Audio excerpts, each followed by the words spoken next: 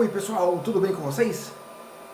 No vídeo de hoje vamos dar continuidade ao que falamos no vídeo passado, que é exatamente a parte do uso do processador Pro 2.6S da Taramps em sistemas de som de qualidade internos. No vídeo passado falamos do uso dele nas partes de roteamento e crossover. Hoje vamos falar um pouquinho mais sobre a parte de alinhamento, nesse caso alinhamento físico mesmo, a parte das distâncias, do delay do todo o sistema, e também vamos falar um pouquinho sobre a parte do equalizador, do uso do equalizador.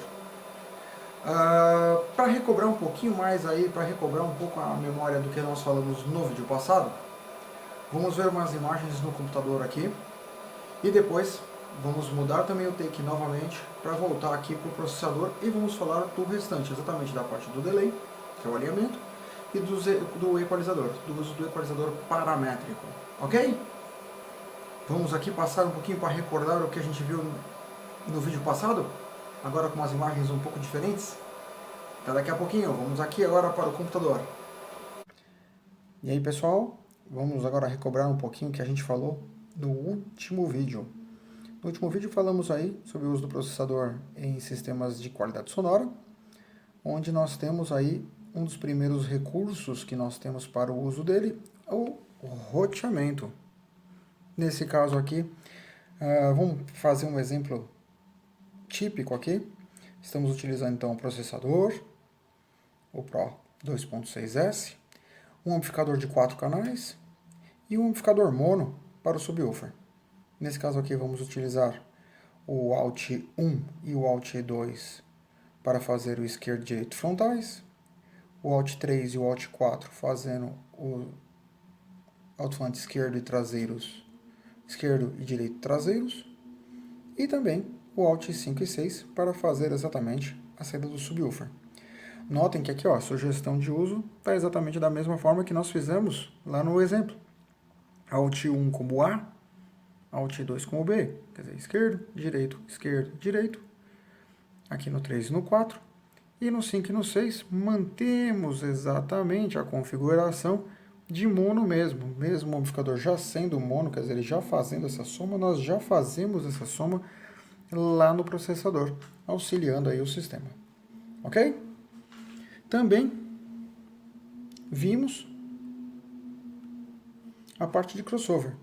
Lá no ajuste, como foi falado, nós poderíamos utilizar lá 80 Hz como é um padrão, como está aqui no exemplo aqui de uso, 80 Hz no high pass, mas também podemos utilizar, caso a gente queira, caso a gente tenha, por exemplo, uma caixa acústica como um pezinho ou uma forração diferenciada nas portas, e quando o alto-falante suporta isso, podemos baixar essa frequência de high pass para 60, para 50, dependendo do caso, mas muitas vezes o padrão e o mais normal de utilização é exatamente os 80 Hz, indo até o limite aqui do nosso uso. Claro, podemos chegar ao 20K caso formos utilizar mídias onde tenha lá CDs originais ou coisas nesse sentido. Porém, como vou utilizar com MP3 normalmente, podemos colocar um limite e também acompanhar o limite que o alto-falante suporta. Nesse caso aqui é um full range da 7 Drive, então podemos chegar a 18K perfeitamente sem problemas. E aqui no nosso subwoofer, podemos utilizar aqui, como é o caso de um subwoofer de 12 polegadas, um high pass em 30 Hz, 25 Hz, como foi falado, e o limite se aproximando do início da resposta dos alto-falantes utilizados nas portas. Então 80 Hz, 60 Hz, 50 Hz, conforme o meu próprio uso. A atenuação e o tipo de crossover a ser utilizado também varia conforme o gosto, mas tipicamente, como uma sugestão, geralmente eu utilizo 24 decibéis por oitava para que a gente não tenha rotações de fase causadas pelo próprio tipo de crossover, pelo próprio tipo de corte utilizado. Então facilitando um pouco também no alinhamento geral do sistema. Já o tipo de crossover, Butterworth, Linkowitz, Healy ou Bessel, Nesse caso, vai depender muito do tipo de uso que você vai ter. Se eu vou querer um uso onde eu pretendo ter pequenos picos de resposta entre a passagem dos meus high pass para os low pass aqui, ó, do fim da resposta do meu subwoofer para o começo de resposta dos meus médios graves, se eu quero um pouco de pico, um pouco mais de agressividade, o Butterworth vem bem a calhar. Se eu quero uma resposta onde eletronicamente isso vai estar plano, eu vou de Linkvitz Relay. E se eu quero uma passagem mais atenuada entre esses dois pontos, eu uso Bessel. Ok? Agora, a gente vai acabar vendo lá, vamos para o outro plano, que é lá do processador, e vamos falar um pouquinho exatamente sobre o alinhamento e sobre a parte de equalizador. Sobre alinhamento ainda, vamos aqui já mostrar uma imagem interessante e uma forma interessante de se fazer esse alinhamento. Esse alinhamento é dado em centímetros, no caso aqui, também pode ser dado em tempo, mas que vocês vão ver lá no display, exatamente esses dois pontos eles mudam conjuntamente, então o cálculo já está feito dentro do próprio processador. Aqui no caso, a gente tem o Alt 1, o Alt 2, Alt 3, Alt 4, Alt 5 e 6, subwoofer. A maior distância que nós temos é exatamente o subwoofer. Então ele se torna uma referência em relação à distância, então ele é a maior distância a ser percorrida, então os outros alto-falantes vão ter que percorrer a mesma distância física, nesse caso eletronicamente vai ter que ser atrasado em relação ao subwoofer. O subwoofer então se torna o zero, por ser o mais distante, e depois todos os outros vai ser o quê? A maior distância menos a menor distância, que é a distância que nós vamos medir entre o ponto de ouvinte e o alto-falante, e tirar a distância em centímetros que nós vamos colocar em cada um dos pontos.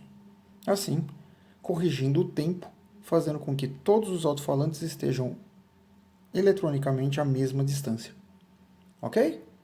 Vamos lá mexer lá no processador para ver como é que é? Bom, pessoal, dando continuidade, vamos falar agora exatamente do uso do nosso processador. Continuando então naquela parte que nós já estávamos, que era do áudio, roteamento, crossover. Já tínhamos feito a parte de crossover inteira, a parte de roteamento inteira. Então vamos agora na parte de alinhamento. Como é que funciona essa parte do alinhamento? Conforme a gente viu na figura anterior, nós temos aqui uma seleção rápida para todos as saídas, então Alt 1, Alt 2, Alt 3, Alt 4, Alt 5, Alt 6.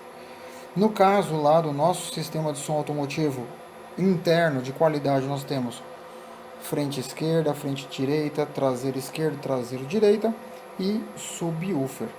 Lembrando que no subwoofer nós vamos estar com 0, porque ele é a nossa referência por ser o mais distante. E aí, o Alt 1, porta aqui frontal do nosso lado esquerdo. Tipicamente a gente vai ter uma distância curta, por exemplo, lá em torno de 60 centímetros aproximadamente, que isso vai dar exatamente lá 1.765 milissegundos. Notem que cada vez que eu altero a distância, eu altero o tempo. Então os dois já são correlacionados, sem problema algum. A mesma coisa se aplica a outra porta. Está a uma distância bem maior, de 1,10 m, de 1 metro. Então nós vamos lá diretamente.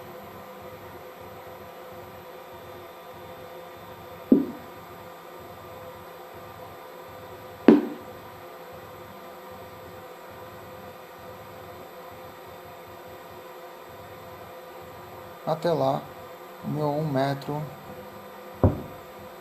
m. E aí você consegue fazer o ajuste. A mesma coisa se aplica à porta esquerda traseira, onde eu vou ter lá uma distância de 45 centímetros aproximadamente, ela está bem próxima. Ou ainda a minha porta traseira direita, que está uma distância, por exemplo, maior, próxima de 1,5 m. E aí você consegue exatamente ter o tempo de 4,4 milissegundos aí de diferença, ok? Então isso aqui vai diretamente com aquela distância que nós calculamos. Claro, para cada carro isso muda, para cada tipo de modelo isso muda, não há problema em relação a isso, aqui é só um exemplo de uso, ok? Vamos então agora para a parte de equalizador. O equalizador paramétrico, ele tem vários ajustes. De novo, em relação aos ajustes, nós temos aqui para a saída um acesso rápido a cada uma das saídas. Então aqui o Alt, a gente vai ter lá Alt 1, Alt 2, Alt 3, Alt 4, Alt 5, Alt 6. No Alt 1, aqui piscando nós temos a posição número 1 do equalizador, a posição número 2 e a posição número 3. Para cada um deles, vamos lá escolher a posição número 1. Vou de novo para o Alt, ele vai me dar essa opção ainda de poder mexer no Alt. Qual é o ganho que eu quero? Então eu posso colocar ganhos de mais 12 dB até menos 12 dB naquela via. Onde se eu deixar em 0, eu vou estar anulando, quer dizer, eu não vou estar utilizando esse equalizador. E depois ele me dá aqui a opção da frequência. A frequência, dica muito importante aqui, ela é livre. Então a gente tem que tomar muito cuidado.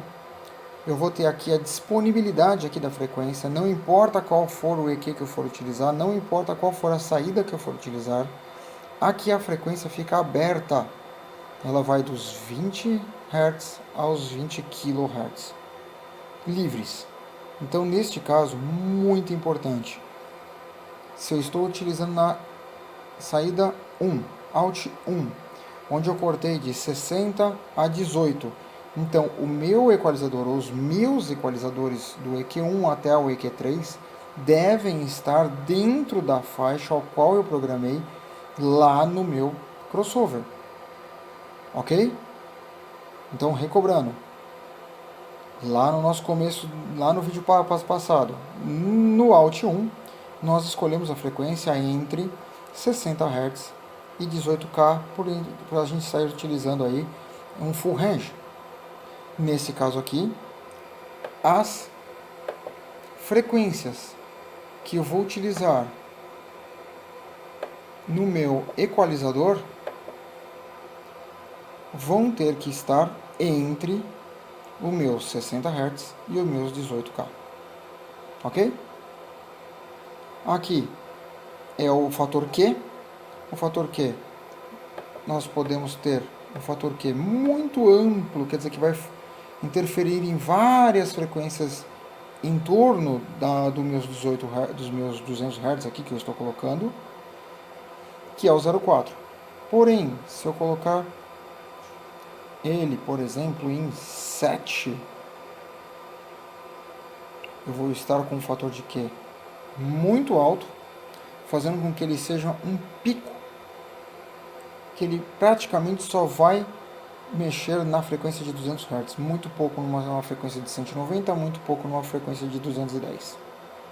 Se eu quiser mais pontual ainda, apenas naquela frequência, eu coloco no fator máximo de 10 e eu vou mexer simplesmente, na prática, só na frequência de 200 Hz. No caso dos sistemas de áudio de alta qualidade sonora, nós temos aquele problema típico de forrações internas do veículo que tem a tendência de criar vários tipos de vales diferentes no sistema de áudio. Então, fatores elevados, como 10, como 7 principalmente, 5 são bem utilizáveis, porque você vai pegar aquela frequência que algum material interno do carro está absorvendo para corrigir aquele vale que você está encontrando. Ok? Nesse caso aqui, você ainda pode brincar aqui numa frequência, por exemplo, de 200. Aí eu vou lá na Q2 e puxo, por exemplo, uma frequência um pouco mais lá, em torno de 3 dB, numa frequência de 250 e num fator não tão alto, e eu consigo fazer a equalização da melhor forma que é conveniente a mim. Dicas aqui, muito importantes. No ganho, tipicamente não ultrapassar 6 dB. 3 dB já é bastante. No caso, chegar a 6 dB é em casos extremos. E passar disso é perigoso, porque você vai forçar uma frequência com uma potência muito elevada para um determinado alto-falante ou para o que você calculou de potência no seu alto-falante. Em compensação, tirar ganho, quer dizer, eu ter lá ganhos negativos, como se diz, para baixo, tudo ajuda, porque eu estou tirando potência, eu estou tirando sinal do meu alto-falante e do meu sistema. Assim, não há problema nenhum, eu consigo utilizar facilmente. Ok? Entendidos aqui em relação à parte de equalização e à parte de uso do meu alinhamento? Pessoal, um detalhe muito importante que eu acabei esquecendo de falar, mas que é fundamental aí para o entendimento do nosso processador. Esse aqui é o diagrama interno dele, podemos dizer assim, bem resumido, assim podemos dizer. Eu tenho aqui a entrada dele, e áudio RCA, então a entrada analógica. Passo para os ADs internos e vou para o meu volume master. Meu volume master, eu entro no meu roteador. Podemos dizer que daqui deste ponto até o final, eu tenho 6 blocos desse idênticos aqui para baixo. Notem que eu tenho o roteador primeiro, e logo depois, na entrada do meu amplificador, do meu processador ainda, eu tenho o meu equalizador paramétrico. Isso quer dizer o seguinte: o meu equalizador tem a função aqui de equalizar o sinal de entrada e não do sinal já processado depois do crossover ou depois do alinhamento ou próximo do meu limiter. Não. Neste caso, eu estou equalizando a minha entrada, então eu não tenho problemas com rotação de fase. Isso é muito importante neste equalizador, ok? E aí, pessoal, gostaram do vídeo de hoje? Vimos então uma parte mais completa desde o início de como a gente começou a ajustar aqui o nosso processador, a parte de roteamento, a parte de crossover, a parte de alinhamento. Vimos também a parte de equalizador, como podemos utilizar. Vimos aí em detalhes também um pouco aí em imagens, alguns detalhes importantes da parte de crossover e de roteamento, como foi feito. E também vimos aí, no geral, neste tipo de utilização, que é da qualidade sonora. Isso quer dizer o seguinte: processador também pode ser utilizado em sistemas de qualidade sonora. Aliás, devem ser utilizados. Beleza? Qualquer dúvida, qualquer sugestão, deixa aqui nos comentários aqui embaixo. Até a próxima!